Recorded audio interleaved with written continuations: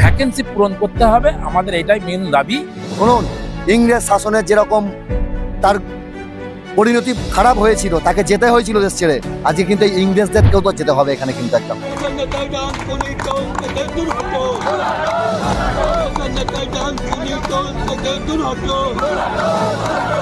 শ্রমিকদের জন্য কেউ ভালো চাইছে না। শ্রমিক সংগঠনের নেতা বলুন আর ওখানকার কাউন্সিলর বলুন, যাই বলুন, এক একজনের সম্পত্তির পরিমাণ দীর্ঘদিন ধরে বাড়ছে, তাই আরেকজন কি করে বসে থাকে? তারও সম্পত্তির পরিমাণ কয়েক কোটি কোটি টাকার বৃদ্ধি পাওয়ার জন্য এই ঝামেলা লেগেই রয়েছে।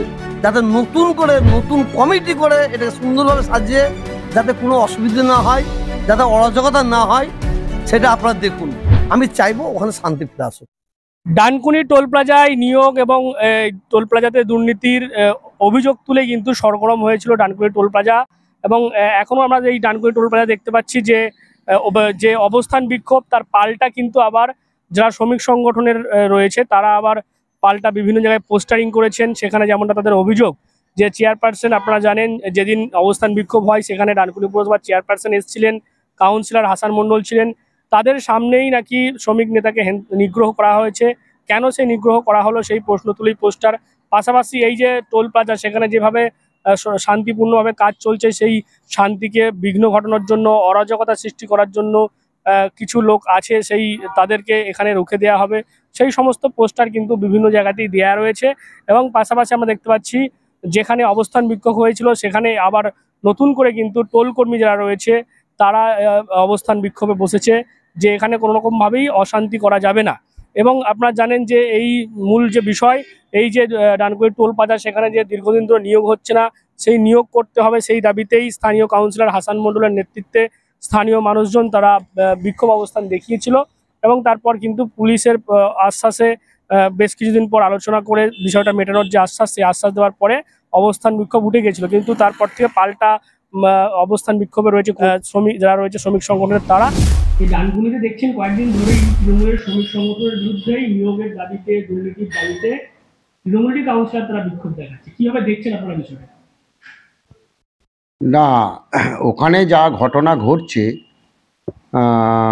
ফল প্রকাশের পর থেকে, সেটা হচ্ছে যে কে ওটাকে দখল করবে। ওটাকে দখল করা মানেই হচ্ছে সেখানে টাকা লুট করা। কে টাকা লুট করবে? তৃণমূলের যে অংশটা আছে তারা যে লুটের রাজত্ব তৈরি করেছে ওখানে, সেইটা এখন আরেকটা অংশ তারা চাইছে যে তাদের হাত থেকে নিয়ে এবারে তারা ওই টাকাটা লুট করবে। শ্রমিকদের জন্য কেউ ভালো চাইছে না। শ্রমিকের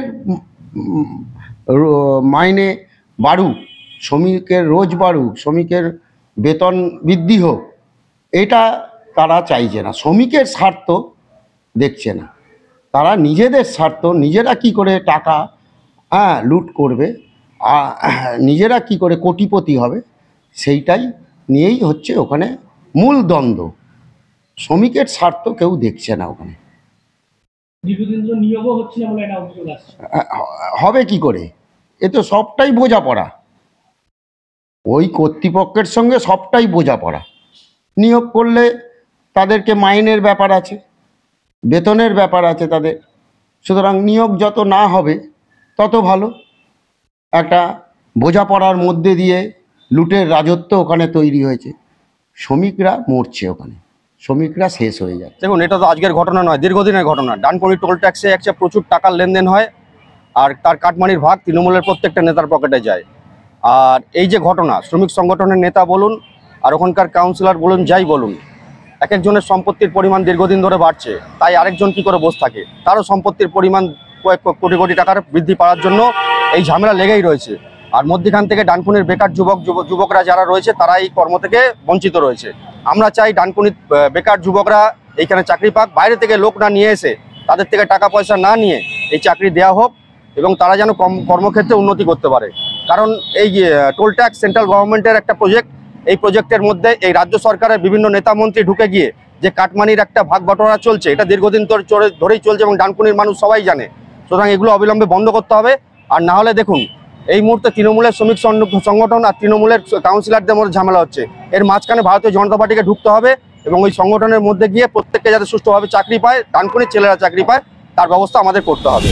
এই গোটা বিষয়কে কেন্দ্র করে কিন্তু দেখা যাচ্ছে এই ঘটনা সেটা এখনো সেইভাবে মেটেনি, যার কারণেই এই বিষয় নিয়ে কিন্তু এবারে এই বিষয় নিয়ে মুখ খুলেছেন ফুরফুরা শরীফের পীরজাদা তাহা সিদ্দিকী।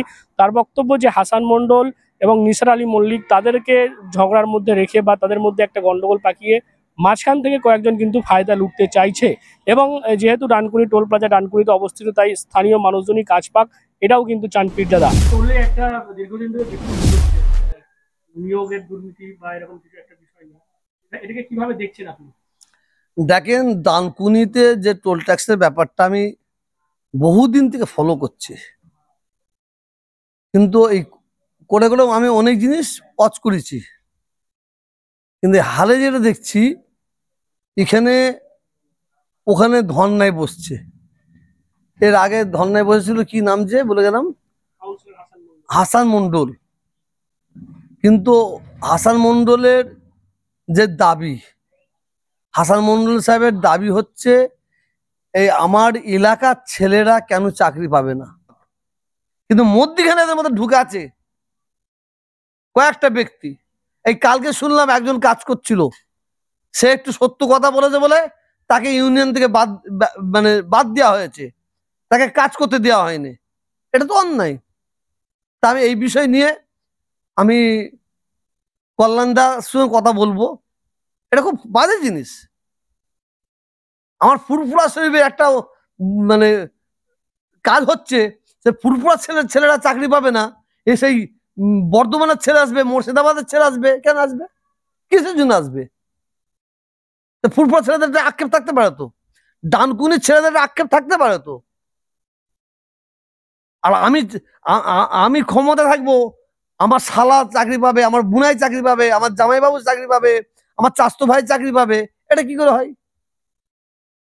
আমি দুজনকে বলবো, আমি নিসার ভাইকে বলবো আর হাসান ভাইকে বলবো, আমি দুজনকে অনুরোধ করছি, আপনারা দুজনে বসুন, আপনাদের দুজনকে লাগিয়ে দিয়ে মিডল ম্যান যে আছে নিশ্চয়ই বুঝতে পারছেন, সে কিন্তু মজা নিচ্ছে।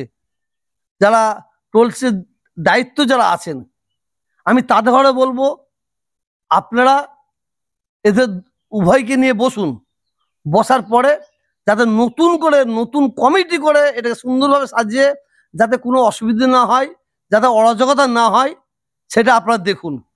কারণ দু একজন ব্যক্তি তারা রাজ চালাবে, এটা কোনোদিন হতে পারে না। ওখানে চাকরি কারা পাবে? মুসলমান না, হিন্দু না, ওখানে ওই এলাকার হিন্দু মুসলমান যারা যোগ্য ব্যক্তি তাদের প্রত্যেককে দেখার দরকার আছে বলে মনে করি। আর আমি ওই শালা শালি দাদা দাদি এই জিনিসটা না হয় আমি টোল যে যা ডিপার্টমেন্টে আছে তাদেরকে অনুরোধ করব, একটা বাজে জিনিস মেসেজ ছড়াচ্ছে, হ্যাঁ, ওই জন্য আমি আপনাদের অনুরোধ করছি। আরো কিছু বলার আছে এখানে রেখে দিচ্ছি, আরো কিছু বলার আছে বলছি না, আমি চাইবো ওখানে শান্তি ফিরে আসবে। পাশাপাশি পীরজাদা তাওয়া সিদ্দিকী জানিয়েছেন যে কোনোভাবেই স্বজন পোষণ বরদাস্ত করা উচিত নয়, অর্থাৎ যার আত্মীয় তার পরিবারের লোকজনই চাকরি পেয়ে আসবে কন্টিনিউ, সেটা যাতে না হয় সেদিকটাও দেখার আবেদন করবেন বলেছেন তিনি। পাশাপাশি এই গোটা বিষয়কে নিয়ে তিনি স্থানীয় সাংসদ, আপনারা জানেন চতুর্থবারের কল্যাণ বন্দ্যোপাধ্যায়, তাকেও বিষয়টি তিনি জানাবেন যাতে এই যে টোলের যে একটা শান্তি সেটা যাতে ফিরে আসুক, অর্থাৎ সব মিলিয়ে এই টোলে শান্তি ফিরুক, সেটাই চান কিন্তু পীরজাদা তাওয়া সিদ্দিকী। আপনারা কি বলবেন এই বিষয় নিয়ে অবশ্যই কমেন্ট করেন কমেন্ট বক্সে। এরকম আরো খবর পেতে নজর রাখবেন ডিএনএন বাংলায়। ডিএনএন বাংলা সবার মনে সবার ফোনে।